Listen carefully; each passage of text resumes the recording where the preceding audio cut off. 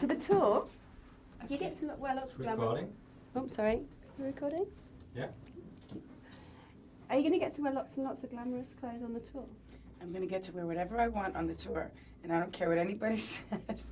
No, we're putting it together now. We're doing glam, we're doing, how do I explain it? What's the opposite of glam? Grunge. We're not doing grunge. We're doing kitsch, we're doing glam, we're doing fun, we're doing things that I don't want to give away yet and let you know about because they pertain to very important elements of this show. One of them being my evil nemesis, Bianca, who is actually British, and she will be hosting the show. I didn't want her to be involved with this whole thing, but she is, so now I kind of have to deal with it, and it's sort of like whatever she says goes. So we're putting the whole thing together as we go, but it's got a sense of humor, and not many people put together a world tour in a month, so your guess is as good as mine. But the main thing is I want my fans to have a good time.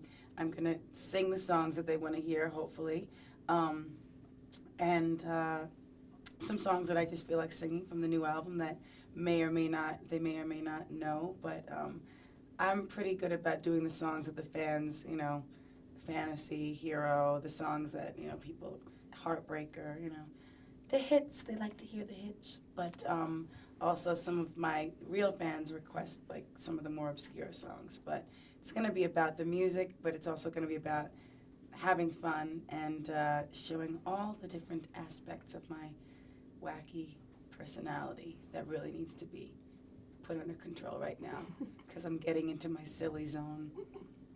Why is the evil Bianca British, Mariah? She's not British because of any other reason. I don't know.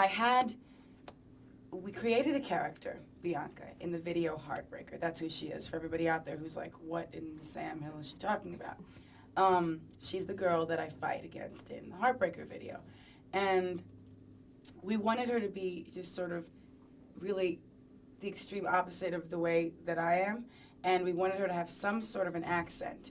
And I don't know why, I just started, well, actually I have a friend who's British, and she somewhat inspired that. And then I met a stewardess on a plane who had a similar hairdo to Bianca.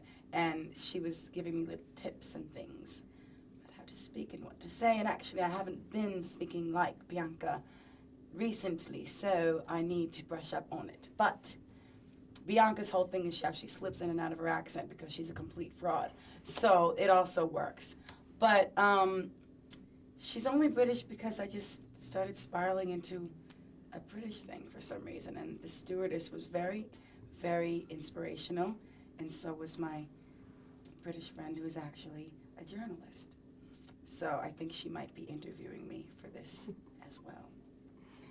Does all this come out of your acting training as well, this kind of, these characters and stuff? Is that inspired by? You know, I've always done characters my entire life. When I was a little girl, I would do different accents, like my friend's parents. It's sort of hard to, it doesn't really translate in other cultures because they might not hear the subtleties. But, I mean, I've always been doing Southern accents since I was a little girl. I used to talk like a Southern belle to my mama.